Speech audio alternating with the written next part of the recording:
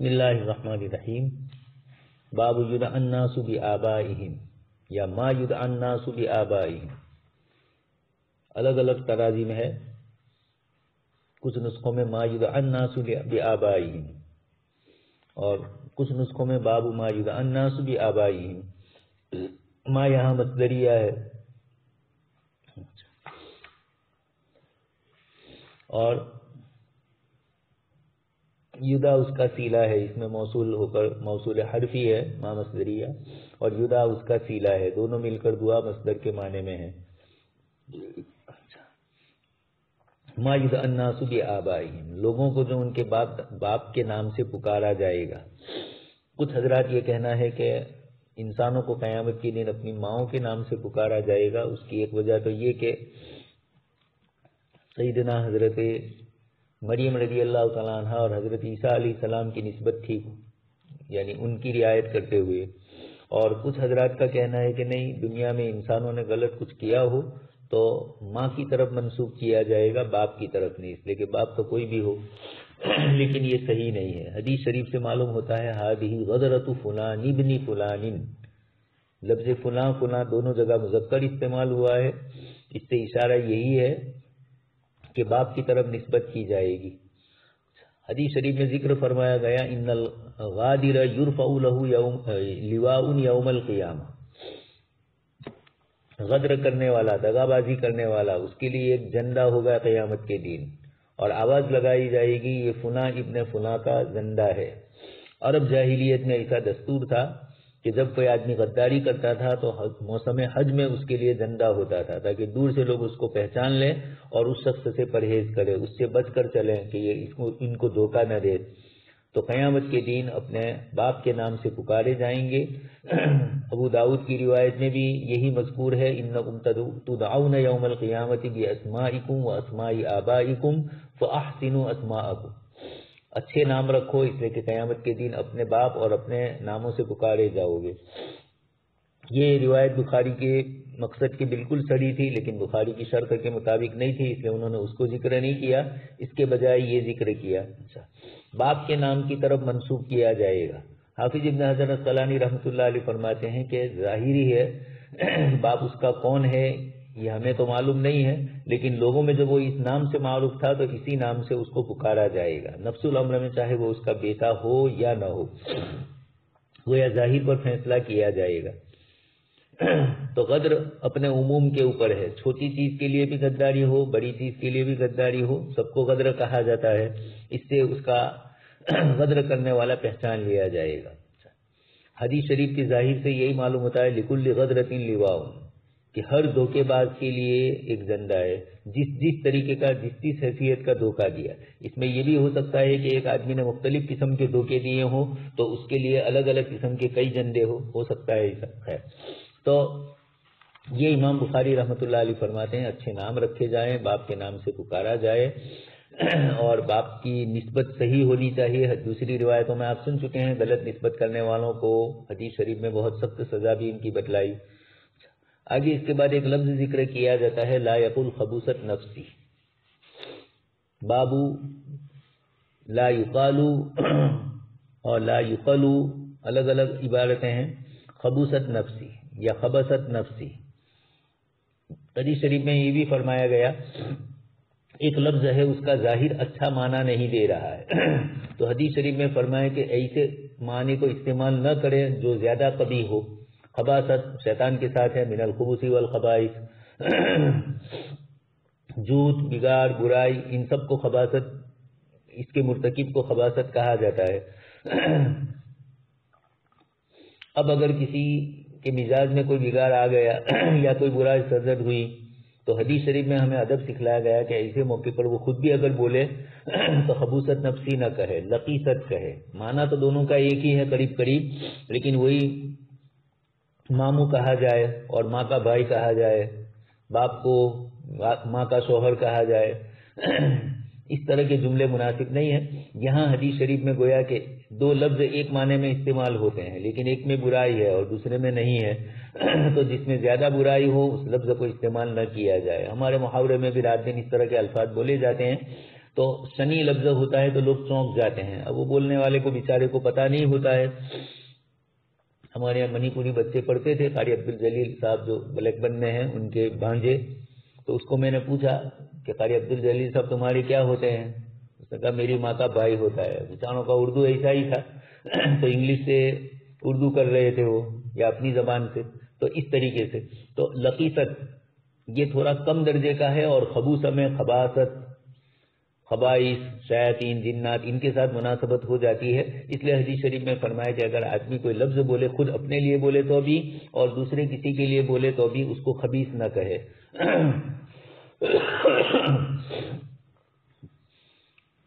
آگے روایت ہے لا یقولن احدکم خبوثت نفسی ولکن لیقل لقیست نفسی. لقیصہ میں بھی وہی مفہوم ہے برائی والا، لیکن یہ کم درجے کا ہے.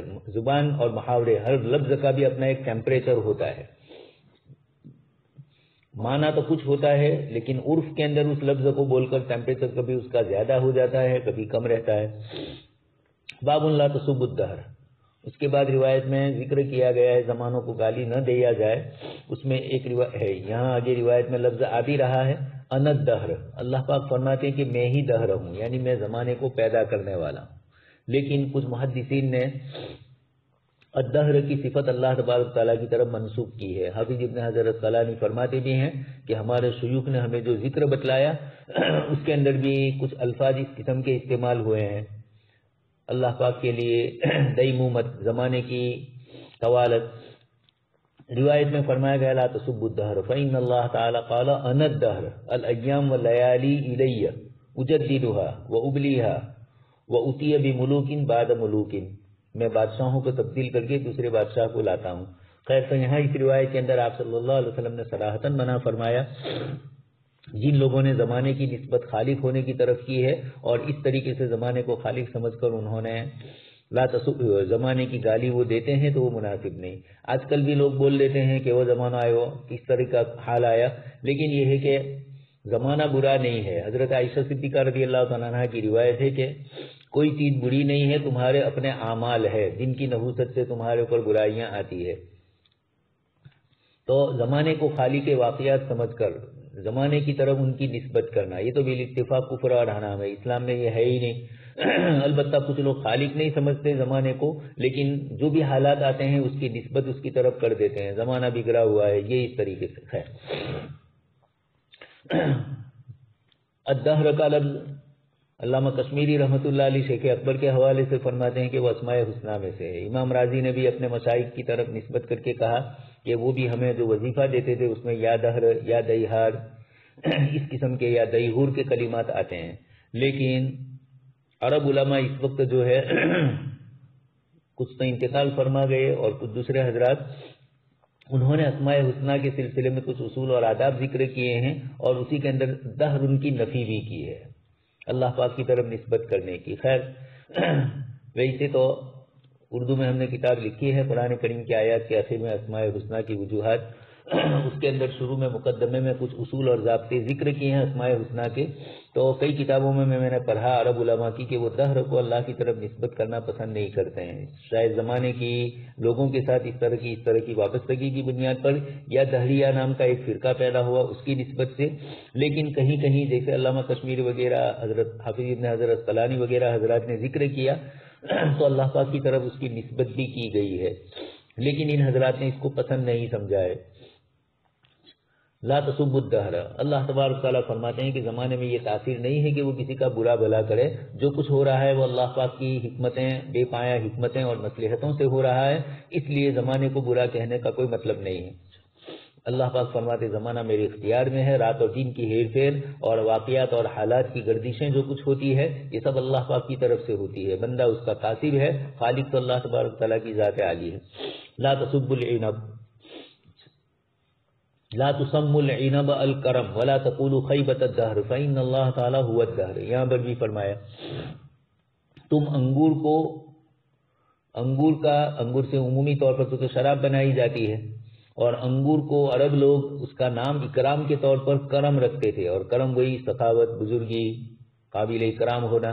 تو انگور کی نسبت شرابی ہونے کی بنیاد پر ان لوگوں نے کرم کے لفظ سے کر دی تھی. جبکہ وہ شراب کے لیے استعمال ہوتی تھی. تو آپ صلی اللہ علیہ وسلم نے فرمایا کہ چیزوں کے نام بھی ایسے نہ رکھو کہ بری چیز کا اچھا نام، اچھی چیز کا برا نام. جیسا عربوں نے جاہلیت کے اندر انگور کو کرم کا لفظ تعبیر کیا، تو حدیث شریف میں فرمایا انما الکرم قلب المؤمن، اکرام والی چیز تو مومن کا دل ہے، جہاں اللہ تبارک تعالیٰ کی ذات و صفات کا استحضار ہوتا ہے. اس لیے حدیث شریف میں فرمایا ولا تقولوا خیبۃ الدہر، زمانے کی برائی بھی مت کہو، اس لیے کہ زمانہ خود برا نہیں ہے. حضرت مولانا علی میاں ندوی رحمۃ اللہ علیہ نے جب یہ 14ویں صدی ختم ہوئی اور 15ویں صدی کا آغاز ہوا تو 15ویں صدی ہجری ایک جائزہ حضرت نے اس عنوان سے ایک رسالہ لکھا ہے اور بہت شاندار لکھا ہوا ہے، جس کے اندر یہ بتلایا کہ گلاس کے اندر پانی ہے تو گلاس اچھا ہے، گلاس کے اندر شربت ہے تو گلاس اچھا ہے، اور گلاس کے اندر زہر ہے، شراب ہے اور کوئی اس طرح کی بری چیز ہے تو گلاس کا کیا قصور، اس میں بڑھی جانے والی چیز کی نسبت سے اس کی نسبت بدلتی ہے. اس اعتبار سے زمانے کا کیا قصور، زمانہ تو رات دن کی ہیر پھیر کا نام ہے، بندوں کے اعمال اس میں اچھے ہوئے تو زمانہ اچھا ہے، اور رات دن لوگوں نے برائی اور گناہوں میں جیسے آج ہمارا زمانہ تو پھر اس کو زمانے کی طرف منسوخ کرتے ہیں. تو اس کو فرمایا کہ زمانے کو برا بلا مت کہو، یہ تو ایک ظرف ہے، برتن کے اندر جو چیز رکھو گے اس کے حساب سے برتن کی قدر و قیمت لوگ کرتے ہیں. تو فرمایا کہ اس کا کوئی قصور نہیں ہے. تو زمانہ تو بیچارہ اللہ پاک نے لیل و نہار کی ایک گردش رکھی ہوئی ہے، یہ چلتا ہے، ان فی اختلاف اللیل والنہار لآیات لأولی الالباب ہے. یہ تو آگے والا باب قول النبی صلی اللہ علیہ وسلم انما الکرم قلب المؤمن، کرم تو مومن کا دل ہے کہ وہ جاہے محبت الہی کی، معرفت الہیہ کی، آپ صلی اللہ علیہ وسلم سے محبت کی جگہ ہے. تو قلب مومن اللہ پاک کے نزدیک اس کی بڑی عظمت ہے، اس لیے کہ وہ توحید اور صفات الہیہ کا مرکز ہے. اچھا آگے اس کے بعد انما الکرم، یہ جو حصر کیا اس سے کچھ لوگوں کو اشتباہ ہو کہ کرم تو صرف مومن کا قلب ہے، اس کے علاوہ اور کسی کو کرم کہا ہی نہیں جا سکتا ہے. تو امام بخاری رحمۃ اللہ علیہ فرماتے کہ یہاں حصر اس کے لیے نہیں ہے، کئی دوسرے کلمات آپ صلی اللہ علیہ وسلم کی زبان مبارک سے نکلے ہیں لیکن اس کے اندر حصر مقصود نہیں ہے. جیسے یہ فرمایا انما المفلس الذی یفلس یوم القیامہ، مفلس تو وہ ہے جو قیامت کے دن سب کچھ لے کر آیا ہوگا لیکن کسی کی غیبت کی ہوگی، کسی کو یہ کیا ہوگا وہ کیا ہوگا. روایت سن چکے ہیں آپ. اسی طرح روایت میں ایک اور جملہ فرمایا انما السرعۃ الذی یملک نفسہ عند الغضب، بہادر آدمی وہ ہے کہ جو اپنے نفس پر غصے کے وقت قابو رکھے. تو یہاں پر بھی بہادری کی دوسرے کی نفی مقصود نہیں ہے، اس کا تاکیدی طور پر ذکر بس ہے. اس طرح اس کو مفلس کہا گیا، یعنی ایسی چیزیں جو لوگوں کے ذہن میں نہیں ہوتی ہے لیکن اس کو بھی حدیث شریف میں مفلس اور سرعہ سے تعبیر فرمایا. تو بہادر آدمی وہ ہے الذی یملک نفسہ عند الغضب. انما المفلس الذی یفلس، مفلس کی ایک ہی قسم نہیں ہے کہ جو قیامت کے دن مفلس ہو، اور بھی دوسرے مفلس ہے، اور بھی دوسری انما السرعۃ اور بھی دوسری ہے، لیکن یملک نفسہ یہ بھی ایک بہت بڑی چیز ہے. ایک تو بہادری یہ ہے کہ دشمنوں کے مقابلے کے لیے آدمی تیار ہو. اچھا اسی طریقے سے لا ملک الا اللہ، اللہ تبارک تعالیٰ کے علاوہ اور کوئی بادشاہ نہیں ہے. تو بادشاہت کی وصیت کی اللہ پاک کے لیے انتہا فرمائی، لیکن خود قرآن کریم میں اللہ پاک نے بادشاہوں کا ذکر بھی کیا. ان الملوک اذا دخلوا قریۃ افسدوها، چاہے اچھا حال نہیں ہے بادشاہوں کا لیکن یہ کہ بادشاہوں کی ایک صفت ذکر کی، جب کسی بستی میں داخل ہوتے ہیں تو اس کو بگاڑتے ہیں. حضرت سلیمان علیہ السلام کی نسبت سے بلقیس نے یہ جملہ اپنے لوگوں سے کہا تھا. خیر اور بھی قرآن کریم میں ملک کا لفظ آیا ہے بادشاہ کے لیے، مصر کے بادشاہ کے لیے. تو اللہ پاک نے اپنے لیے لا ملک الا اللہ، اللہ کے علاوہ تو کوئی بادشاہ نہیں ہے، لیکن چھوٹے مجازی بادشاہ جو بنائے گئے ہیں ان کے لیے مجازن یہ لفظ استعمال کرنا جائز ہے. البتہ آگے ایک لفظ آتا ہے شاہان شاہ یا شاہ شاہ، بادشاہوں کا بادشاہ، شہنشاہ جس کو فارسی میں اور اردو میں بولا جاتا ہے. یہ اللہ پاک کی ذات عالی کے علاوہ کسی کے لیے استعمال نہ کیا جائے، لیکن یہ سب کچھ جاہلیت میں استعمال ہوتا تھا.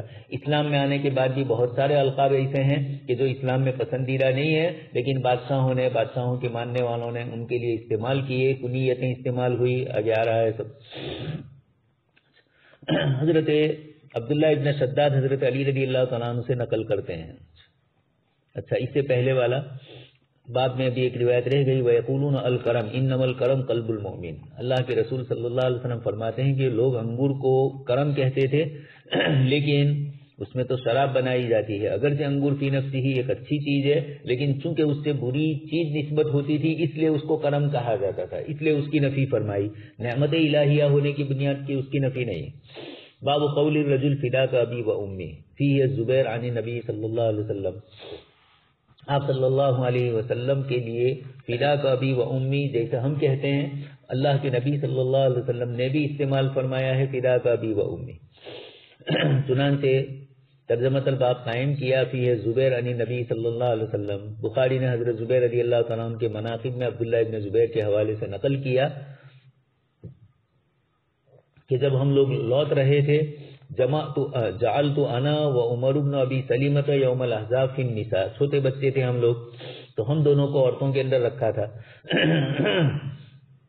جب لوٹے تو اللہ کے نبی صلی اللہ علیہ وسلم نے میرے والد کے لیے فرمایا جمع علی، حضرت زبیر ہی خود روایت کرتے ہیں کہ عورتوں اور بچوں کی نگرانی کے لیے اللہ کے رسول صلی اللہ علیہ وسلم نے ہم لوگوں کو رکھا تھا۔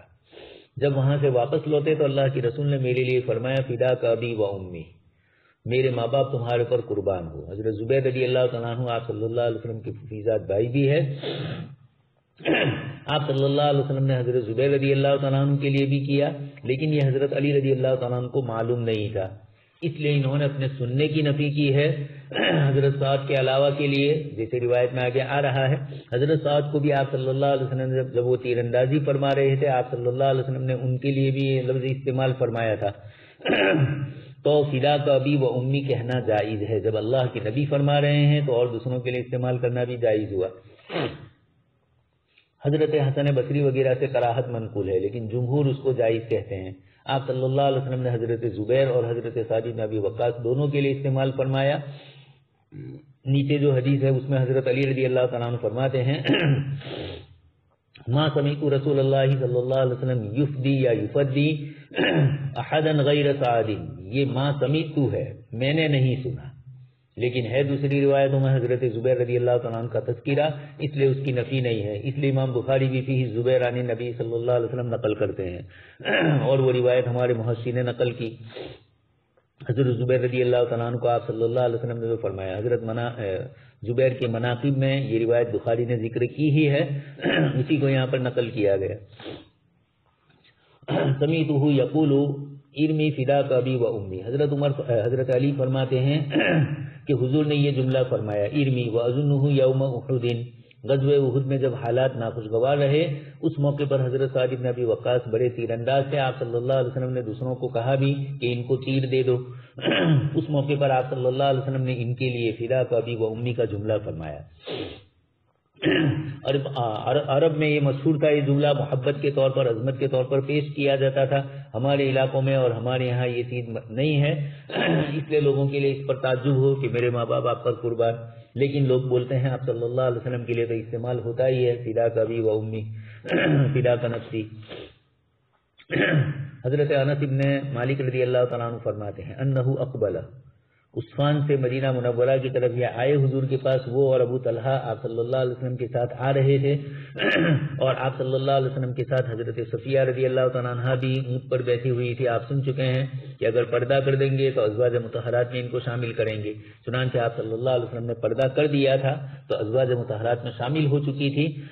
مردفها علی راحلته، آپ صلی اللہ علیہ وسلم اور حضرت صفیہ، حضرت انس اور ابو طلحہ یہ ساتھ میں آ رہے تھے، یہ اپنے اپنی سواری کے اوپر۔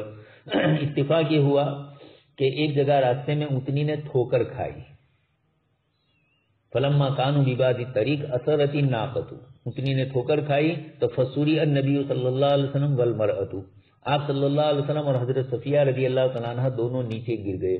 ابو طلحہ نے دور سے اپنے گھوڑے پر سے دیکھا تو فوراً انہوں نے اپنی سواری پر سے چھلانگ لگائی اور آپ صلی اللہ علیہ وسلم کے پاس آ کر کہنے لگے کہ اللہ کے رسول میرے ماں باپ مجھے آپ پر قربان کرے، آپ کو کچھ چوٹ تو نہیں لگی؟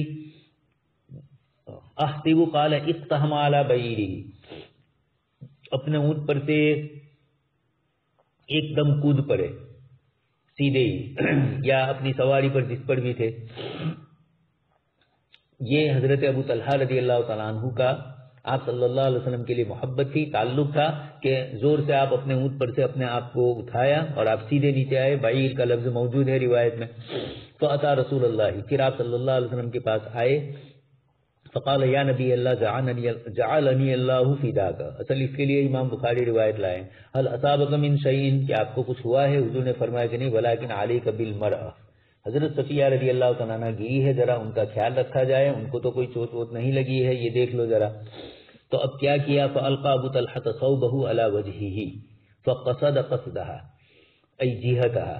حضرت ابو طلحہ رضی اللہ تعالیٰ عنہ نے اپنے اوپر ایک کپڑا ڈال دیا، چھلانگ لگا کر گئے. اور پھر حضور نے جب فرمایا تو ابو طلحہ نے منہ کے اوپر ایک کپڑا ڈال کر ام المؤمنین حضرت صفیہ کی طرف گئے اور اپنا کپڑا ان پر ڈال دیا. وَأَلْقَى ثَوْبَهُ عَلَيْهَا فَقَامَتِ الْمَرْأَةُ. پھر اس کے بعد حضرت دونوں کا پردہ ایک دوسرے سے ہو گیا. اب اس کے بعد حضرت صفیہ رضی اللہ تعالیٰ عنہ کھڑی ہوئی. فَشَدَّ لَهُمَا رَاحِلَتِهِمَا فَرَكِبَا عَلَى رَاحِلَتِهِمَا فَرَكِبَا. پھر حضرت ابو طلحہ نے دیکھا کہ آپ کا کجاوا جو ہے جس پر آپ تشریف فرمائے اونٹ، وہ کجاوا تھوڑا ڈھیلا پڑ گیا، اس لیے گر گئے. تو انہوں نے اس کو ٹھیک کیا رسی وغیرہ سے. فَسَارُوا حَتَّى إِذَا كَانُوا بِظَهْرِ الْمَدِينَةِ. اور پھر اس کے بعد مدینہ منورہ کی طرف روانہ ہوئے. جب مدینہ کے قریب آئے تو آپ اشرفوا علی المدینہ. اشرف یشرف اشراف، جھانکنا، ڈاکوریاں کرنا. مراد یہی ہے کہ جب مدینہ منورہ کے قریب آئے اور مدینہ کی آبادی نظر آنے لگی تو آپ صلی اللہ علیہ وسلم نے یہ دعا پڑھی: آئبون تائبون عابدون ربنا حامدون فلم یزل یقولها حتی دخل المدینہ. یہ سفر سے واپسی کی جو دعائیں ہیں آپ صلی اللہ علیہ وسلم اس کو پڑھتے رہے. آئبون تائبون، لوٹنے والے ہیں، توبہ کرنے والے ہیں. عابدون لربنا، اپنے رب کی حمد عبادت کرنے والے ہیں، اپنے رب کی حمد بیان کرنے والے ہیں. یہ گویا کہ سفر میں جانا اور سفر سے آنا، یہ دونوں اللہ پاک کا شکریہ ہے، اللہ پاک کا احسان ہے. نفس سفر بھی لوگوں کو پسند ہے کچھ لوگوں کو، اور کچھ لوگوں کو سفر سے وحشت بھی ہوتی ہے، واپس آ جاتے ہیں تو اطمینان ہوتا ہے. تو خیر، آپ صلی اللہ علیہ وسلم نے آپ کے لیے حضرت صحابی رضی اللہ تعالیٰ عنہ نے یہ جو جملہ فرمایا ابو طلحہ نے، اللہ مجھے آپ پر قربان کرے، یہ کہنا جائز ہے. امام بخاری رحمۃ اللہ علیہ حسن بصری سے ایک روایت ہے جس میں حضرت زبیر ابن عوام آپ صلی اللہ علیہ وسلم کی عیادت کے لیے گئے. آپ بیمار تھے، انہوں نے داخل ہو کر کہا کیف تجیدک جعلنی اللہ فداک. تو آپ صلی اللہ علیہ وسلم نے فرمایا ما ترکت اعرابیتک بعد، اب تک تم نے اپنا دیہاتی پر نہیں چھوڑا. تو گویا کہ استعمال نہیں کرنا چاہیے جعلنی اللہ فداک. اس کا رد ہو رہا ہے. امام بخاری رحمۃ اللہ علیہ فرماتے کہ نہیں، احادیث صحیحہ میں آپ صلی اللہ علیہ وسلم نے یہ استعمال فرمایا. خیر، یہ بھی ہو سکتا ہے امام بخاری رحمۃ اللہ علیہ اس کا جواب دے رہے ہوں، اور یہ بھی ہو سکتا ہے کہ مطلق روایت کو ذکر کرے. لیکن امام بخاری کی فقہ فی النفس کی بنیاد کے اوپر یہ تصور نہیں ہوتا کہ کسی روایت کو ایسے ہی ذکر کرے، اس لیے کہ مسائل ان کے ذہن میں گردش کرتے ہی رہتے تھے. اسی لیے علماء فرماتے ہیں کہ امام بخاری فقہ کے آدمی تھے، حدیث میں چلے گئے. امام ابو حنیفہ رحمۃ اللہ علیہ حدیث کے آدمی تھے، فقہ میں تشریف لے گئے. باب احب الاسماء الى اللہ تعالی وقول الرجل لصاحبه یا بنی. حضرت جابر رضی اللہ تعالیٰ عنہ فرماتے ہیں ولد لرجل منا غلام فسماه القاسم. ہمارے ساتھیوں میں ایک ساتھی کا بچہ پیدا ہوا ان کے یہاں، انہوں نے ان کا نام قاسم رکھا. ہم لوگوں نے ان کو مذاق میں کہا لا نکنیک ابو القاسم ولا کرامت، ہم تمہیں قاسم کا باپ ہونے کی بنیاد پر ابو القاسم نہیں کہیں گے، اس لیے کہ یہ تو اللہ کی رسول صلی اللہ علیہ وسلم کی کنیت ہے، اور ہم کنیت سے تکلم کر کے تمہارا اکرام نہیں کریں گے. فاخبر النبی صلی اللہ علیہ وسلم، آپ صلی اللہ علیہ وسلم کو پتہ چلا، صحابی نے بتلایا کہ فلاں صحابی نے اپنے بیٹے کا نام قاسم رکھا ہے اور اب اپنے آپ کو ابو القاسم کہلاتے ہیں. آپ صلی اللہ علیہ وسلم نے فرمایا سمی ابنک عبد الرحمن، اپنے بیٹے کا نام قاسم مت رکھو بلکہ اپنے بیٹے کا نام عبد الرحمن رکھو.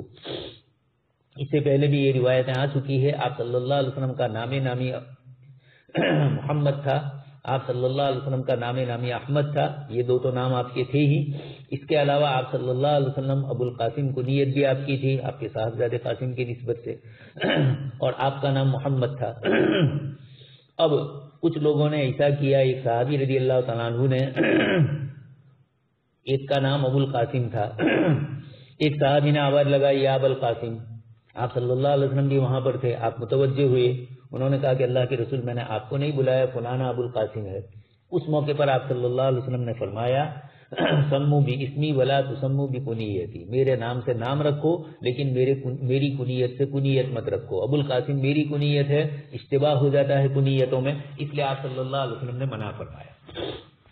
جب تک آپ صلی اللہ علیہ وسلم حیات تھے آپ کے نام اور آپ کی کنیت دونوں کو جمع کرنے سے آپ نے منع فرمایا کہ ایک آدمی کا نام محمد ہو اور ساتھ میں وہ ابو القاسم بھی بن جائے، اس کے بیٹے کی نسبت سے اپنی کنیت یہ رکھے، تو یہ حضور کے ساتھ اشتباہ ہے. اب علماء اس کے بعد فرماتے ہیں کہ آپ صلی اللہ علیہ وسلم کی دنیا سے تشریف لے جانے کے بعد یہ نام رکھے جا سکتے ہیں یا نہیں. حضرت علی رضی اللہ تعالیٰ عنہ نے آپ صلی اللہ علیہ وسلم سے دریافت کیا تھا اور آپ صلی اللہ علیہ وسلم نے اجازت دی تھی حضرت علی رضی اللہ تعالیٰ عنہ کو آپ کے انتقال کے بعد کہ اگر میرا بچہ پیدا ہو اور میں اس کا نام محمد رکھوں اور اس کی کنیت ابو القاسم اور میں اپنی کنیت ابو القاسم رکھوں تو آپ صلی اللہ علیہ وسلم نے اس کی اجازت دی. کچھ حضرات ظاہریہ چونکہ الفاظ کے ظاہر پر اکتفا کرتے ہیں اس لیے وہ کہتے ہیں کہ الفاظ کے ظاہر کے اعتبار سے ابو القاسم کنیت رکھنا جائز نہیں ہے. خیر، دو چیزیں حضور کے زمانے میں جمع ہوتی تھی تو اشتباہ ہوتا تھا. حضور کے بعد حضرت علی رضی اللہ تعالیٰ عنہ کی روایت ہے، اس کے پیش نظر امام ابو داؤد نے نقل کیا ہے، امام بخاری نے بھی اپنی کتاب الادب المفرد میں اس روایت کو نقل کیا ہے. تو اس میں اجازت مل گئی تھی کہ اگر آپ کے بعد بیٹا پیدا ہو تو کیا میں اس کا نام اور اس کی کنیت دونوں آپ کے نام کی طرح رکھ سکتا ہوں، آپ کی کنیت کی طرح. تو حضور نے اجازت دی ہے. حاصل یہ ہے کہ حضور کے زمانے میں جو اشتباہ تھا وہ اشتباہ کی بنیاد پر منع کیا تھا اور آپ کے بعد اس کی گنجائش ہے، لیکن چونکہ ظاہریہ تو الفاظ کے ظاہر کو دیکھتے ہیں، اس بنیاد کے اوپر وہ یہ کہتے ہیں. کچھ حضرات نے ابو القاسم کو نیت رکھنا مکروہ تنزیہ اور خلاف ادب کہا. جب نام ہو تب تو اور زیادہ دونوں جمع ہو جائیں گے، اور اگر نہیں ہے تو آپ صلی اللہ علیہ وسلم کے زمانے کے ہی ساتھ خاص تھی. اس بنیاد پر کچھ حضرات نے فرمایا کہ کوئی حرج نہیں ہے. جمہور یہی کہہ رہے ہیں کہ نام رکھا سکتا ہے، کنیت بھی رکھی جا سکتی ہے. حضور نے اس صحابی کو ان کے بیٹے کا نام عبد الرحمن رکھنے کا اسی لیے فرمایا تاکہ دونوں میں اشتباہ نہ ہو جائے. تسموا باسمی ولا تفتنوا بکنیتی، بعد والے باب میں حضور نے فرمایا بھی میرے نام سے محمد نام تو رکھ سکتے ہو لیکن ابو القاسم کنیت نہ رکھی جائے. یہ حضور کے زمانے تک، اور بعد میں بھی اگر کوئی نہ رکھے لفظ کے ظاہر پر عمل کرتے ہوئے تو یہ اس کا اپنے روایت سے محبت کا تعلق ہے، لیکن اب روایت کا مطلب وہ نہیں رہے گا، اجازت بعد میں ہوگی. حضرت جابر فرماتے ہیں وہی پہلے والی روایت، آپ نے منع فرمایا نام میرے نام سے رکھو لیکن کنیت میری کنیت سے نہ رکھو. محمد ابن سیرین کی روایت میں بھی یہی ہے سمو باسمی. اس کے بعد والی روایت میں وہی پہلے والا قصہ ہے، اس میں یہ ہے لا نکنی کبھی ابی القاسم، تم اپنے بیٹے کا نام قاسم رکھتے ہو تو ہم تمہیں ابو القاسم نہیں کہیں گے. ولا ننعمک عینا، تمہاری آنکھوں کو ہم ٹھنڈا نہیں کرنے دیں گے. مراد مذاق میں یہ ہے تو کہ تم یہ چاہو کہ میرا یہ نام ہو اور مجھے اس کنیت سے لوگ پکارے ابو القاسم والی، تو یہ ہم نہیں کریں گے. حضور صلی اللہ علیہ وسلم نے پھر اس کے بعد ان کا عبد الرحمن نام رکھنے کا فرمایا اسی بنیاد کے اوپر. باب اسم الحزن، غم والا نام. حضرت سعید ابن مسیب رحمۃ اللہ علیہ اپنے والد مسیب سے نقل کرتے ہیں کہ میرے والد یعنی حضرت حرب سعید ابن مسیب ابن ان کے دادا کا نام حزن. آپ صلی اللہ علیہ وسلم نے پوچھا، ان کے دادا آئے، نام پوچھا کہ تمہارا نام کیا ہے؟ انہوں نے حزن کہا، غم. حضور نے فرمایا انت سہل، تم حزن اور غم والے کا ہو، اللہ نے ایمان کی دولت سے مالا مال کیا، تم اپنا نام سہل ہے تمہارا. انہوں نے کہا کہ اللہ کے رسول میرے والدین نے یہ نام رکھا ہے، اس کو والد نے، میں اس کو بدل نہیں سکتا ہوں. جاہلیت میں لوگ اس کو بہت یہ سمجھتے تھے کہ میرے باپ نے جو نام رکھا وہی میں رکھوں. حضور نے فرمایا کہ حزن یہ اچھی چیز نہیں ہے، اس لیے وہ نام رکھنے کا کہا، لیکن انہوں نے منع کیا. ان کے پوتے حضرت سعید ابن مسیب رحمۃ اللہ علیہ فرماتے ہیں فما زالت الحزونۃ فینا بعد، حضور کی بات کو میرے دادا نے نہیں سنی تو اس کے بعد ہمارے خاندان میں کچھ نہ کچھ غم کی چیزیں رہی. اللہ کے نبی کی ظاہری مخالفت کی، باطنی حزن تو نہیں ہے لیکن ظاہری اعتبار سے جو نام رکھا اس کے اعتبار سے آ گیا.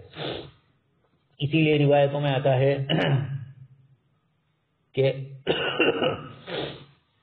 جب آپ صلی اللہ علیہ وسلم نے ان کو سہل کہا تو اس کے جواب میں انہوں نے کہا کہ اللہ کے رسول سہل تو نرم آدمی کو تو لوگ رون دیتے ہیں، یعنی نرم آدمی کو تو لوگ بیوقوف بناتے ہیں، اس کو بیچاری کی تو یہ نہیں کرتے ہیں. حضور نے یہ مشورے کے طور پر دیا تھا، لزومی طور پر نہیں فرمایا تھا.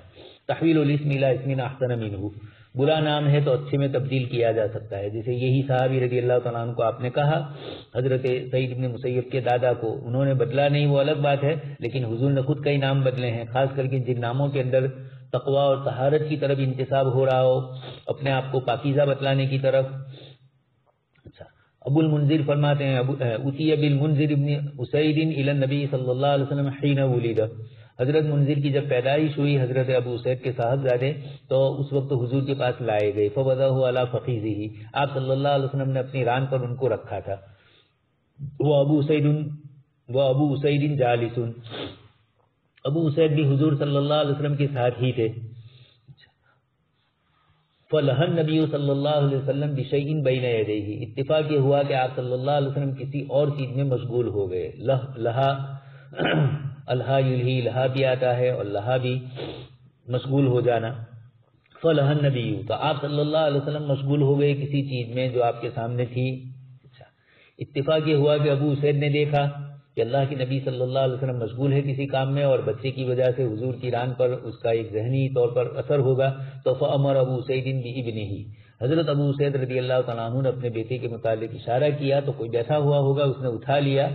فامر ابو اسید بابنہ فاحتمل من فخذ النبی صلی اللہ علیہ وسلم, کچھ روایتوں میں یہ بھی ہے انہوں نے خود کہا یا خود اٹھایا. تو حضرت ان کا نام منذر تھا. جس وقت آپ صلی اللہ علیہ وسلم کی خدمت میں لائے گئے پھر اس کے بعد ان کو اٹھا لیا گیا. پھر تھوڑی دیر کے بعد آپ صلی اللہ علیہ وسلم فاستفاف النبی صلی اللہ علیہ وسلم, آپ صلی اللہ علیہ وسلم اپنے کام سے فارغ ہوئے تو آپ نے پوچھا کہ این الصبی, بچہ کہاں ہے؟ حضرت ابو سعید نے جواب دیا کہ اللہ کے رسول اس کو تو اقلب نہ ہو, اس کو ہم نے گھر پہنچا دیا ہے, واپس کر دیا ہے. آپ صلی اللہ علیہ وسلم نے فرمایا ان کا نام کیا ہے؟ تو انہوں نے کوئی نام رکھا تھا, وہ بتلایا. حضور نے کہا کہ نہیں یہ نہیں بلکہ منذر آپ نے فرمایا. انذار کی صفت نبیوں کی صفت ہے, اور ڈرانے والا تو خود ڈرتا ہوگا تبھی تو ڈرائے گا, خود گناہوں سے رکے گا تب دوسروں کو رکائے گا, اس لیے یہ نام پسندیدہ بھی سمجھا گیا ہے. کچھ روایتوں میں کچھ ناموں کے متعلق کہا بھی گیا لیکن وہ روایتیں اتنے پائے کی نہیں ہے, اس لیے محدثین نے ان کا اعتبار نہیں کیا ہے. اس کے بعد والی روایت میں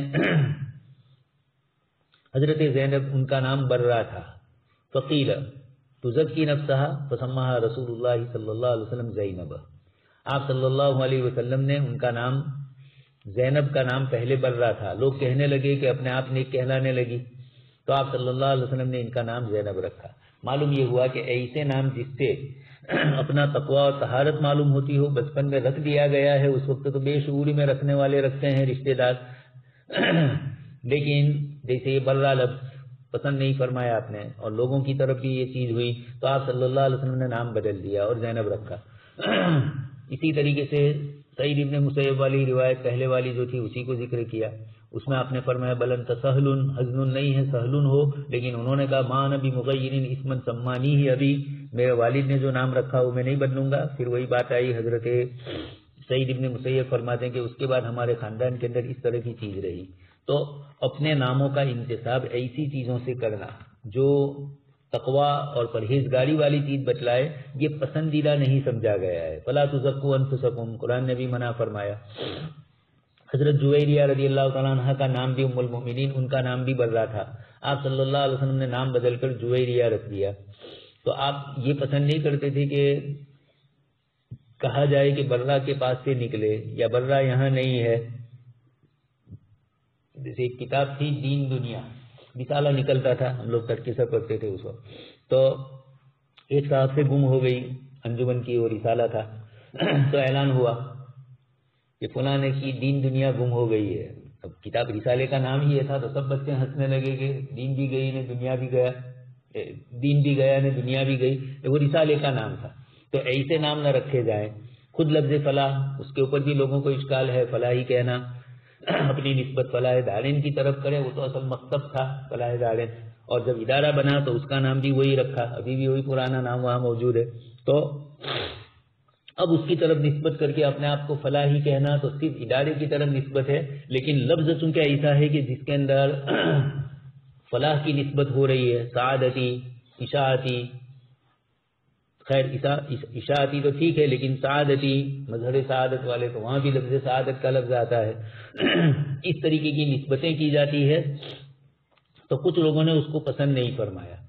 اگر اس کی طرف تصور نہیں ہے تب تو کوئی حرج نہیں ہے، لیکن چونکہ اور پھر ہمارے یہاں گجرات میں عربی اردو کے الفاظ کے معنی لوگوں کو معلوم نہیں، اس لیے بھی اتنا اشتباہ ہے. لیکن چونکہ یہ اہل علم کے درمیان ہے، اگر نسبت سے ادارے کی طرف کرتے ہوئے سمجھ رہے ہیں تو کوئی حرج نہیں ہے، لیکن اگر نسبت فلاحی کامیابی کی طرف تو فلاح تو اللہ پاک کی طرف سے ملتی ہے، کس کو ملی کس کو نہیں ملی کون جانتا ہے اس کو.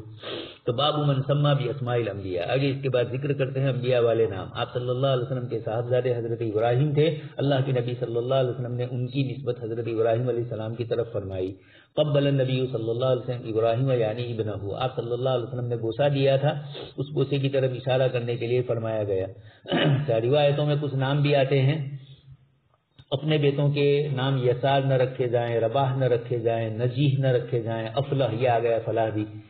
یہ سب نام اس لیے کہ جب یہ پوچھا جائے کہ وہاں کوئی ہے اور یہ کہیں کہ نہیں تو فلاح ہی نہیں ہے تو فلاح ہی نہیں رہی، یہ اس طریقے سے. خیر لیکن صحیح روایتوں میں تائید ہوتی ہے کہ جائز ہے. حضرت افلاح صحابی کا نام بھی ہے، یالا اسی طریقے سے یسار نام بھی ہے، نافع نام بھی ہے. ہمارے قاری نافع صاحب کے رشتے داری کا ہے، وہاں کے شیخ الحدیث صاحب ان کے تعلق والے، انہوں نے نسبت سے یہاں رکھوایا تھا. تو انہوں نے مجھے پوچھا کہ کیا حال ہے نافع کا. میں نے بھائی قاری نافع ہمارے لیے نافع ہے. میں نے کہا خیر. تو نام اس طریقے سے رکھے جاتے ہیں، کہیں تکبرن ریاکارین اس طرح کے نام رکھے جائیں تو رکھنے والا گنہگار ہے. بچہ تو بیچارہ چھوٹا ہے، اس کو تو کچھ پتہ نہیں ہوتا ہے میرا کیا نام. تو آپ صلی اللہ علیہ وسلم نے انبیاء کے نام رکھنے کو پسند فرمایا. چنانچہ اس روایت میں اصل نام تو عبداللہ عبد الرحمن ہی اللہ کے رسول صلی اللہ علیہ وسلم کو پسندیدہ ہے. محمد نام کے سلسلے میں بھی فضیلتیں آتی ہے. حضرت قاری محمد طیب صاحب رحمۃ اللہ علیہ نے لکھا ہے، روایت اگرچہ ضعیف ہے، کہ اللہ پاک فرمائیں گے یا محمد، تو جتنے نام ہوں گے محمد والے محمد نام والے وہ سب کے سب اپنا سر اونچا کریں گے. اللہ پاک فرمائیں گے میں نے اپنے حبیب کو پکارا ہے، تم کو نہیں پکارا، لیکن پھر اس نسبت سے ان کی بخشش ہو جائے گی. واللہ عالم. لیکن پسندیدہ ہے. اس وقت بھی دنیا میں محمد نام سب سے زیادہ رکھے جاتے ہیں. ورلڈ ریکارڈ کے اندر محمد نام سے زیادہ کسی کے نام نہیں ہے. یہ لوگ صاف قبول کرتے ہیں کہ مسلمانوں کے یہاں کثرت سے، انگلینڈ کے اندر ابھی آیا کثرت سے محمد نام رکھا گیا. تو یہ اللہ کے رسول صلی اللہ علیہ وسلم کو اللہ پاک نے فرمایا تھا میرے نام کے ساتھ تمہارا نام ہوگا. تو اللہ کے نبی کی نسبتیں بھی اتنی وابستہ رہی کہ لوگوں نے عظمت اور احترام کے ساتھ اپنے اولاد کا نام بھی محمد رکھا. لیکن پھر بولنے کے اندر احتیاط برتا جائے. الگ الگ طریقے سے اس کو بگاڑ کر ہمارے علاقوں میں جو بولا جاتا ہے یہ پسندیدہ نہیں ہے. اسی طرح علماء نے کہا کہ عبداللہ عبد الرحمن وغیرہ ان ناموں کو تو اس ناموں سے پکارتے ہیں، لیکن کبھی کبھار رحمان بول دیتے ہیں، رحیم بول دیتے ہیں، اور اس طرح کے دوسرے جو اللہ کے ناموں کے نام آتے ہیں تو پھر اس آدمی کا نام وہی بولا جاتا ہے، کبھی اس کو بگاڑ کر بولا جاتا ہے. یہ پسندیدہ نہیں ہے. فرشتوں والے نام رکھنے کی امام مالک رحمۃ اللہ علیہ کی طرف نسبت ہے کہ وہ اس کو مکروہ فرماتے تھے، اور بعد میں اب رہا بھی نہیں لوگوں کے یہاں، لیکن کبھی کبھار ہو جاتا ہے. ایک صاحب انگلینڈ سے آئے، کسی نے مجھے کہا ان کا نام اسرائیل ہے. میں نے کہا اسرائیل، اسرائیل، میکائیل، میکائیل نام بھی مسلمانوں میں کچھ کچھ رکھتے ہیں، تو یہ پسندیدہ نہیں سمجھا گیا. رکھ سکتے ہیں گنجائش ہے امام مالک رحمۃ اللہ علیہ، لیکن مکروہ فرماتے ہیں. دوسرے علماء کے یہاں اس کی صراحت تو نہیں ہے، لیکن ناپسندیدہ ناموں کے متعلق جو اصول اور ضابطے ہیں اس کی روشنی میں یہ نہیں آتے ہیں. آگے حضرت ابن ابی اوفا رضی اللہ تعالیٰ عنہ فرماتے ہیں قلت لابن ابی اوفا، اسماعیل صاحب روایت کے راوی اسماعیل ابن ابی خالد حجبی یہ فرماتے ہیں میں نے حضرت ابن ابی اوفا رضی اللہ تعالیٰ عنہ سے پوچھا کہ آپ نے آپ صلی اللہ علیہ وسلم کے صاحبزادے ابراہیم کو بچپن میں دیکھا ہے؟ انہوں نے کہا کہ جی ہاں، مات صغیرن، بچپن میں ان کا انتقال ہو گیا. اور آگے اس کے بعد ایک جملہ فرمایا وَلَوْ قُضِيَ أَن يَكُونَ بَعْدَ مُحَمَّدٍ صلی اللہ علیہ وسلم نَبِيٌّ عَاشَ ابْنُهُ وَلَكِنْ لَا نَبِيَّ بَعْدَهُ. اور اگر اللہ پاک کی طرف سے فیصلہ کیا جاتا کہ آپ کے بعد، آپ صلی اللہ علیہ وسلم کے بعد کوئی نبی ہوتا تو عاش ابنہ، حضرت ابراہیم کو اللہ پاک زندہ رکھتے نبوت کے لیے، ولیکن لا نبی بعدہ، لیکن حضور کے بعد کوئی نبی نہیں ہے۔ یہ صحابی رضی اللہ تعالیٰ عنہ نے اپنی طرف سے فرمایا ہے کہ بھئی اللہ کے نبی کی نرینہ اولاد کیوں زندہ نہیں رہی؟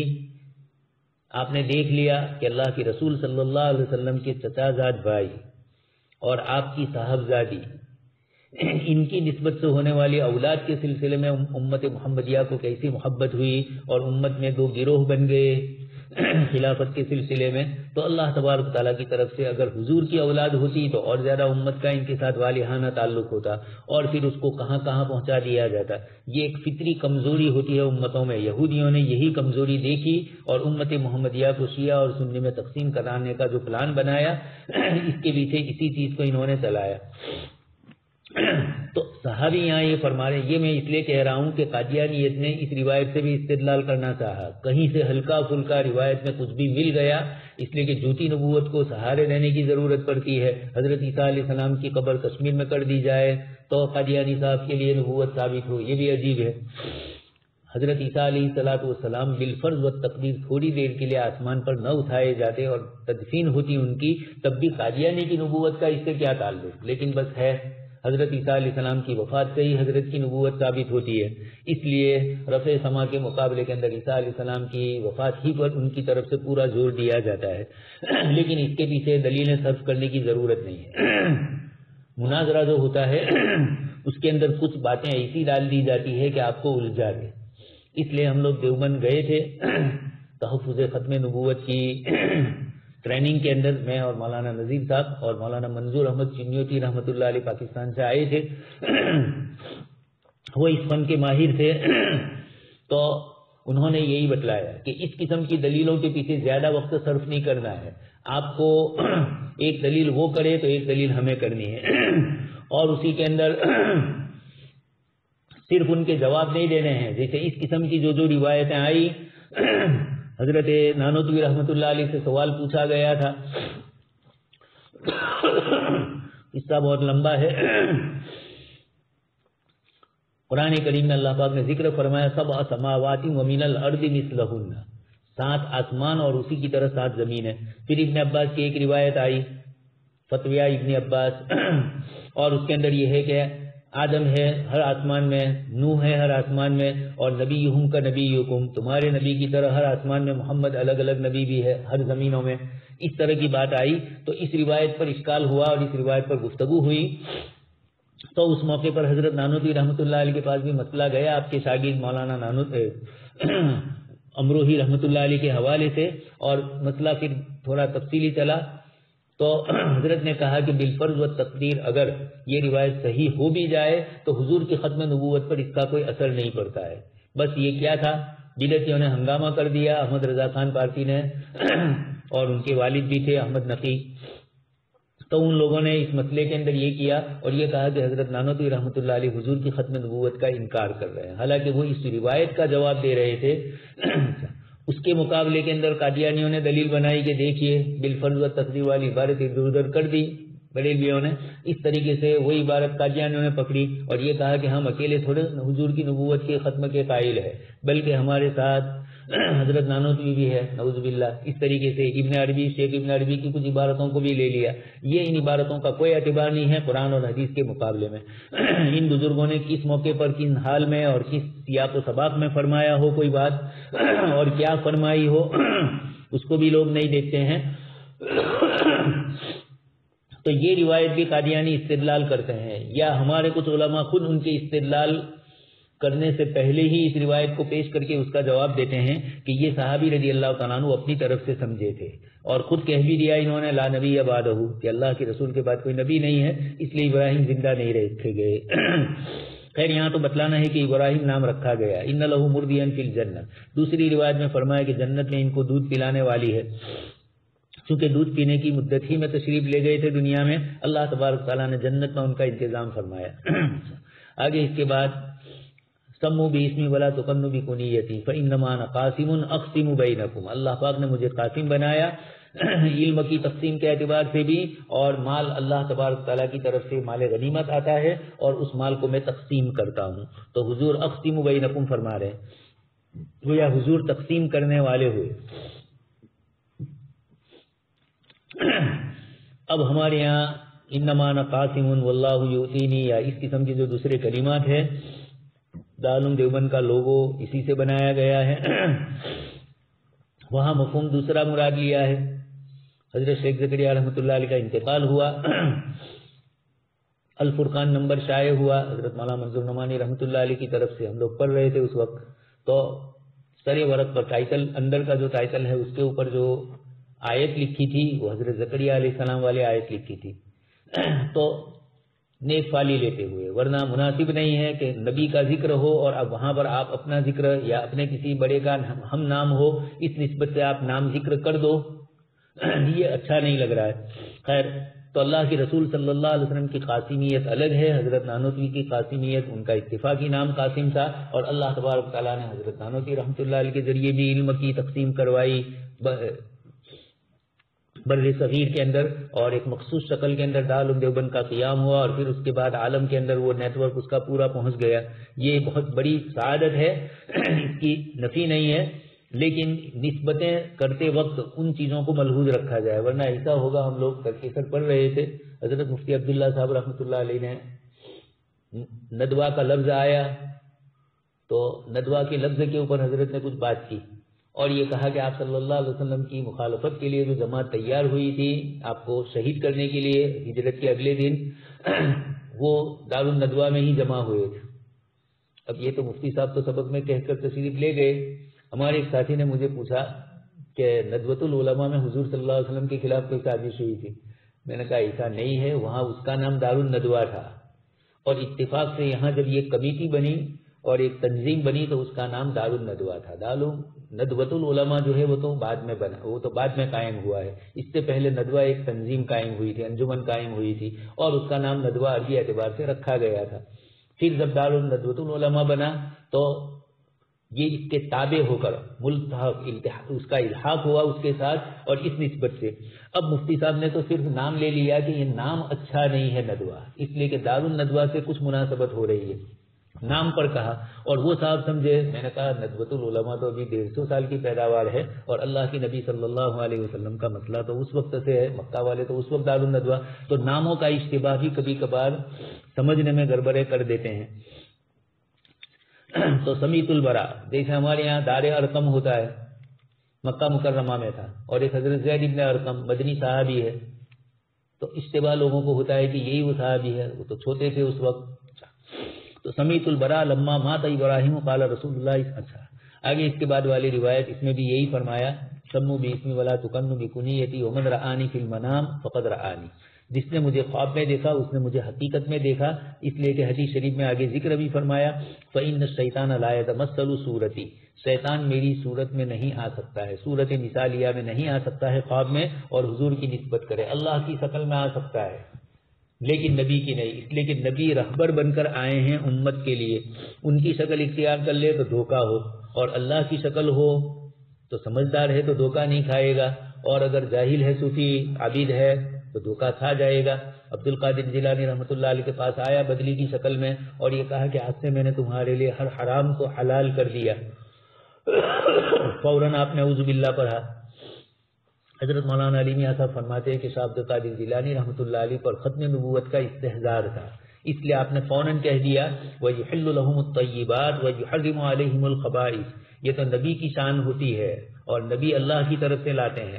عبد القادر کیسے ہو گیا کہ حرام چیز اس کے لیے حلال ہو جائے؟ یعنی ختم نبوت تقاضا کرتی ہے کہ اب حلت کا کوئی دعویٰ نہیں ہو سکتا. حرمت جب نبی کے ذریعے آ گئی وہ حرام چیز حرام ہی رہے گی، حلال نہیں ہوگی. 500 سال کے بعد اگر کوئی اس کو حلال کرنا چاہے تو نہیں ہو سکتا. خیر، تو یہ ختم نبوت ایسا حصار ہے جس میں امت محفوظ رہ چکی ہے. تو آپ صلی اللہ علیہ وسلم کی نسبت سے شیطان کو اللہ پاک نے صورت مثالیہ میں آنے سے بھی منع کر دیا. خود اللہ پاک کی شکل میں آئے لیکن اس سے دھوکہ نہیں ہوتا ہے. ومن کذب علی متعمدا فلیتبوأ مقعدہ من النار. اور جو شخص میری طرف جھوٹ کی نسبت کرے، یہ ہمارے لیے اہل علم کے لیے ہے، اللہ کے رسول نے فرمایا تو فرمانے سے پہلے اس فرمان کی تحقیق کی جائے. فَلْيَتَبَوَّأْ مَقْعَدَهُ مِنَ النَّارِ، وہ آگ میں اپنا ٹھکانہ سمجھ لیں، اس لیے کہ لوگ اس کو نبی کی بات سمجھتے ہیں. آج کل کثرت سے ہمارے یہاں بھی ذکر کی جو مجلسیں ہوتی ہے اور ذکر کی جو کتابیں لکھی گئی ہے اذکار کی، اس کے اندر کچھ قصے بزرگوں کی طرف منسوب ہے، لیکن لکھنے والے نے اس انداز سے لکھا یا عامی لوگ پڑھتے ہیں بیچارے تو اس کو پیش کرتے ہیں. اسی طریقے سے کچھ لوگ مقررین ہیں، واعظین ہیں، ان کے بیانات یا ان کے اندر بھی کچھ باتیں اس طرح کی آ جاتی ہے اور وہ اس طرح کی روایتیں پیش کر دیتے ہیں لوگوں کے سامنے. اب ہمارے دعوت و تبلیغ کے ساتھی یا علماء کرام بھی کبھی کبھار پوچھتے ہیں. میں نے کہا کہ آپ کیوں ان کی چیزیں ہر نیٹ پر آنے والی ہر چیز کو پڑھتے کیوں ہو؟ آپ نکال لیجئے، آپ کے پاس اتنا وقت ظاہر ہے، آپ کے پاس اکابر بزرگوں کے ملفوظات ہیں، مواعظ ہے، ان سب کو پڑھتے رہو، سنتے رہو. جو اہل سنت والجماعت علماء ہے اور جن کے اندر احتیاط ہے، جو لوگوں کو خوش کرنے کے لیے. ایک صاحب نے مجھے سنایا کہ فلاں مقرر صاحب نئی نئی حدیثیں سناتے ہیں. میں نے کہا نئی تو حدیث ہوتی ہی نہیں ہے، حدیث تو 1400 سال پرانی ہوتی ہے.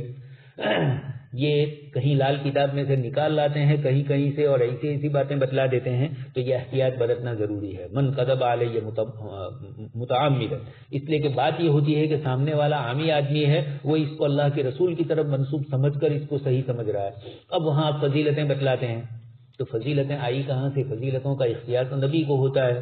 اولیاء تو اپنے تجربے سے کوئی چیز بتلاتے ہیں کہ میں نے یہ پڑھا اور اس سے مجھے یہ فائدہ ہوا. درود شریف کا بھی ایک بہت بڑا حصہ ایسا ہے جو حضور کی طرف منسوب نہیں ہے، آپ نے نہیں پڑھا ہے، لوگوں نے پڑھا اور پھر اس کے بعد اس کی فضیلتیں ذکر کر دی جاتی ہے. تو یہ من کذب علیہ متعمدا، اللہ کی نبی کی طرف جب آپ منسوب کرتے ہو تو وہ دین بن جاتا ہے، وہ سکہ بن جاتا ہے. اس لیے اتنی تاکید آئی فَلْيَتَبَوَّأْ مَقْعَدَهُ مِنَ النَّارِ. یہ بہت سوچنے کی چیز ہے. احادیث کے سلسلے کے اندر ہم لوگوں نے ضعیف روایت تو وہ ضعیف ہی ہے یا نہیں، موضوع روایتیں ہوتی ہے، بزرگوں کے منقولات منصوبات ہوتے ہیں، ان کے اپنے تجربے ہوتے ہیں اور سیدھے اس کو حدیث سمجھ لی جاتی ہے. کوئی کچھ بھی کہے تو کہ مولانا اس کے سلسلے میں کیا کہنا ہے، تو نورے بیٹھے ہیں ان کے لیے کہنے کے لیے. آپ یہ تو نورے تھے بولنے کے لیے، علماء کو دوسرے کام ہوتے ہیں. اس لیے اس قسم کی چیزیں آپ پڑھتے کیوں ہو کہ آپ کو سوال پیدا ہو. بولنے والا لکھنے والا تو کچھ نہ کچھ بولتا رہے گا، لکھتا رہے گا. آپ کی ذمہ داری ہے کہ آپ حضور کی طرف کی نسبت کی روایتیں دیکھ کر اس کے مصنف کا نام دیکھیں، مصنف کی اہلیت اور صلاحیت دیکھیں کہ کون ہے. علماء سے پوچھیں کہ ان کی کتاب پڑھی جائے، ان کے مضمون پڑھے جائیں، سنے جائیں. ہر چیز سن لی جاتی ہے، یہ شریعت نہیں ہے. شریعت اتنی آسان نہیں ہے کہ جو بھی بولے جس کے منہ سے بھی نکلے وہ سب اسی طرح کی چیزیں ہو. اللہ پاک نے محتاط علماء کرام رکھے ہیں، وہ احادیث کے بعد میں بھی حضور کی طرف کوئی چیز کے انتساب کرنے میں بھی، دعاؤں میں بھی حضور کی طرف منسوب کر کے دعائیں بتلائی جائے اور اللہ کے رسول سے ثابت ہی نہ ہو. جو ثابت ہے وہ پڑھی نہیں جا رہی ہے. یہ بھی تو بدماشی ہوتی ہے لوگوں کی طرف سے کہ جو ثابت ہے اس کو نہ پڑھے، اس لیے کہ جب ایسی ہی پڑھیں گے تو یہ حضور والی پڑھنے سے محروم رہیں گے. حضرت ابو موسیٰ فرماتے ہیں قال ولد لی غلام، میرے یہاں بچے کی پیدائش ہوئی. فاتیت به النبی صلی اللہ علیہ وسلم. اچھا، حضور نے جو فرمایا کہ جس نے مجھے خواب میں دیکھا اس نے مجھے دیکھا. من رآنی فی المنام فقد رآنی، یہ لازم ہے، شرط کی جزا نہیں ہے. مراد یہ ہے کہ وہ خوش ہو جائے، اس لیے کہ اس نے مجھے ہی دیکھا ہے اور کسی کو نہیں دیکھا ہے. اس کے لیے فرمایا، کچھ لوگوں نے سوال بھی کیا کہ اللہ تبارک تعالیٰ نے ویسے خیر شیطان کو تو منع کر دیا ہے کہ حضور کی تصویر وہ اپنائے، حضور کی صورت وہ اپنائے، تاکہ نبی کی زبان میں نیند کے اندر بھی جھوٹی بات نہ نکلے نبی کی طرف منسوب ہو کر. پھر کچھ لوگوں نے کہا کہ کیسے پتا چلے کہ دیکھنے والے نے حضور ہی کو دیکھا ہے، اس کے علاوہ کو نہیں دیکھا ہے. تو اس کا جواب دیا گیا کہ اللہ پاک اس کے لیے علم ضروری پیدا فرما دیتے ہیں، اس کے دل میں یہ بات ڈال دیتے ہیں کہ یہ اللہ کے رسول ہی ہے. اور علماء کرام نے پھر اس کی بہت ساری اور بھی شکلیں اور بہت ساری وجوہات ذکر کی ہے. جیسے علماء نے فرمایا کہ اللہ کے رسول صلی اللہ علیہ وسلم کو خواب میں دیکھنا ہے، یہ آئینے کو دیکھنا ہے. اب اگر خواب میں حضور کی کوئی شکل ایسی دیکھی جو شمائل میں ہے، اس کے علاوہ ہے، تو یہ آئینے کا قصور نہیں ہے، یہ ہمارا اپنا قصور ہے. اس بنیاد کے اوپر ہمیں خواب میں ایسی چیز نظر آتی ہے. تو یہ اللہ پاک کی طرف سے اس کے دل میں بات ڈال ہی جاتی ہے کہ اللہ کے رسول ہے، اس کو یقین ہوتا ہے. حضور فرماتے ہیں کہ وہ یقین کر لے کہ اس نے مجھے حقیقت میں خواب میں جو دیکھا وہ مجھے ہی دیکھا ہے اور کسی کو نہیں دیکھا ہے، یہ بتلانا ہے۔ فقد رآنی حقیقتی علی کمالہا لا شبہۃ ولا ارتیاب فیما رآ، اس نے جو دیکھا اس میں شک اور اشتباہ نہیں ہے۔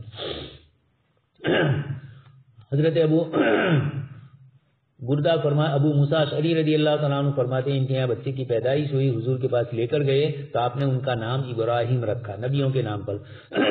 فحنکہ، آپ صلی اللہ علیہ وسلم نے تحنیک کروائی چھہارے سے، ودعا لہ بالبرکہ، ان کے لیے برکت کی دعا فرمائی، اور ودفعہ الیہ، ان کو واپس کیا۔ وکان اکبر ولدی ابی موسیٰ، یہ حضرت ابو موسیٰ کے سب سے بڑے لڑکے تھے۔ اس کے بعد حضرت مغیرہ ابن شعبہ کی روایت میں ان کا صفت الشمس یوم مات ابراہیم، اس میں بھی لفظ ابراہیم آیا۔ باب تسمیۃ الولید،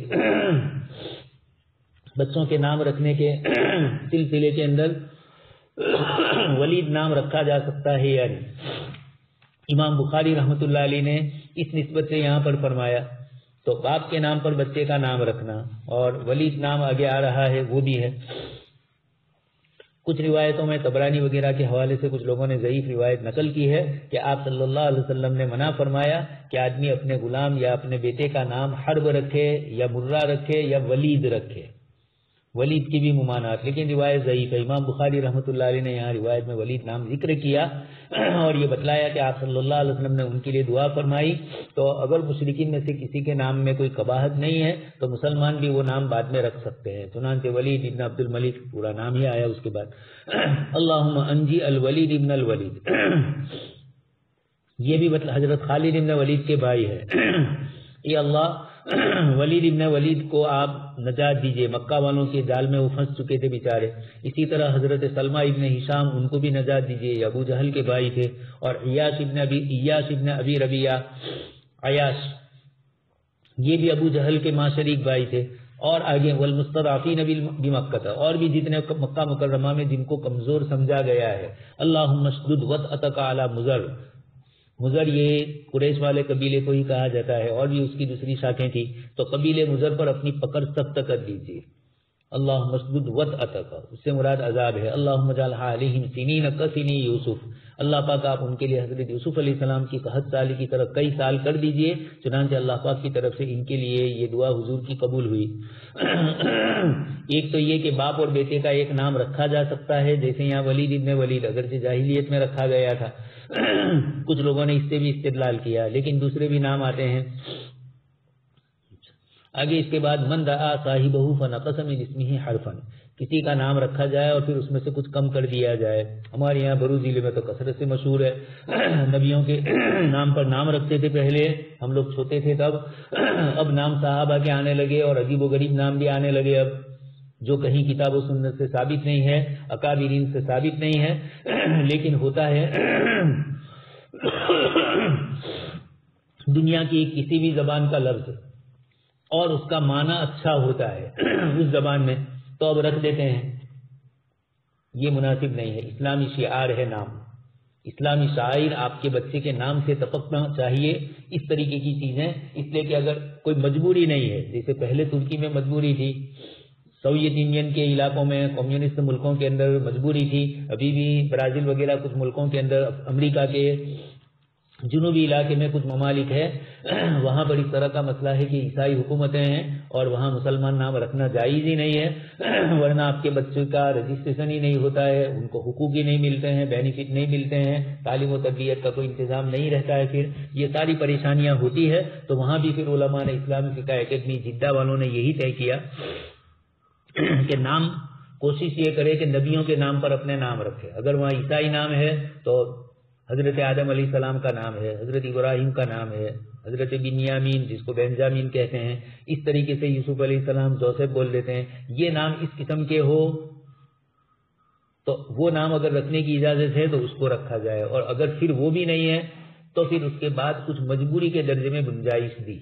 خیر، تو من دعا صاحبہ نام رکھے اور پھر اس میں سے کم کرے۔ ابو ہریرہ کو حضور نے ابا ہریرہ اس کے بجائے ابا حرین کہا، حضرت عائشہ کا بھی آگے آ رہا ہے، انجسا کا بھی انجس اخیری لفظ کاٹ دیا، یہ تو جائز ہے، لیکن ہمارے یہاں ابراہیم ہے، اس کو ابلے، ابو، یہ اس طرح سے تعبیر کرنا اور دوسرے اچھے اچھے ناموں کو بگاڑ دینا، محمد کو مودی، موج یہ بھی بولتے ہیں، یہ پسندیدہ نام نہیں ہے۔ جاہلیت میں علم تو ابھی آیا ہمارے علاقوں کے اندر، پہلے ہمارے یہاں بھی جہالت ہی تھی، تو اس موقع پر اس طریقے کے عجیب و غریب نام رکھے جاتے تھے۔ تو یا عائشو، یہاں بھی حضور نے فرمایا، حضرت جبرائیل علیہ السلام تمہیں سلام عرض کر رہے ہیں، حضرت عائشہ نے فرمایا وعلیہ السلام ورحمۃ اللہ، ان پر بھی سلام۔ قالت وہو یرا ما لا ارا، حضرت عائشہ فرماتی کہ اللہ کے رسول جو فرما رہے ہیں، حضور جبرائیل کو دیکھتے تھے، ہمیں میسر نہیں ہوئے، اس لیے حضور نے جو فرمایا اس کے متعلق ہم کہہ رہے ہیں۔ آگے اس کے بعد حضرت ابو قلابہ حضرت انس سے نقل کرتے ہیں، ام سلیم فی ثقلی، اس سامان کے اندر تھی، یعنی صحابیات جو جہاد کے لیے اللہ کے رسول کے ساتھ صحابہ کرام روانہ ہوئے تھے، تو حضرت ام سلیم ان کی والدہ، ان کے متعلق حضرت انس رضی اللہ تعالیٰ عنہ فرماتے ہیں کہ اونٹوں پر سوار ہونے والی جو عورتیں تھیں ان میں میری والدہ بھی تھی، اور حضرت انجشا جو غلام تھے اونٹوں کو ہانک رہے تھے، آپ نے اس موقع پر یا جیسے عائشو آیا یا انجشو آیا، اور رویدک سوقک بالقواریر، اس سے پہلے کئی مرتبہ عبادت آ چکی ہے۔ تو ناموں میں اگر کوئی ایسا بگاڑ نہیں ہے جو اس کے معنی کو بدل دے تو کوئی حرج نہیں ہے، جیسے عائشو عائشتو کے بجائے، لیکن ہمارے یہاں اچھے ناموں کو غلط طریقے سے پکارا جائے اور وہ توہین ہوتی ہو نبیوں کی، تو پھر یہ مناسب نہیں ہے، اس کو صحیح طریقے سے ہی بلایا جائے۔ باب الکنیۃ للصبی قبل ان یولد للرجل، بچے کے لیے کنیت رکھنا، ابھی تو اس کا کوئی بچہ پیدا نہیں ہوا اور اس کی ہی کنیت، عربوں میں یہ بھی ہوتا تھا، چھوٹے بچوں کی بھی کنیت رکھی جاتی تھی۔ اسی طرح آدمی بچے کی پیدائش اور اولاد کے بغیر بھی اپنے لیے کنیت رکھتے تھے، تو اس کا بھی مسئلہ آیا۔ وقبل ان یولد للرجل، آدمی کے بچہ پیدا ہونے سے پہلے نام رکھے اور اسی طریقے سے بچے کی کنیت بھی رکھے۔ ابو حمزہ، چھوٹا بچہ تھا، حضرت مولانا عبد الحنان صاحب کا نواسہ یہاں پڑھنے آیا تھا، ابو حمزہ اس کا نام، بہتوں کا نام ابو الحسن، ابھی تو بچے ہیں، تو یہ اس طریقے سے بچے کی کنیت بھی رکھی جا سکتی ہے۔ عربوں میں چونکہ کنیت کا رواج کثرت سے تھا، اس کو بڑا سمجھا جاتا تھا، اب ہم یہاں 1400 سال کے بعد بروچ میں یہ سمجھے تو سمجھ میں نہیں آئے گا۔ اور اسی طریقے سے کسی کا بچہ نہ ہو اور اس کے باوجود اس کی کوئی کنیت، خود حضرت عائشہ رضی اللہ تعالیٰ عنہ ام عبداللہ ان کی کنیت تھی، اور دوسرے کئی صحابہ کرام ہیں جن کے یہاں اولاد نہیں ہوئی، اس سے پہلے ہی ان کی کنیتیں ہو گئی تھی۔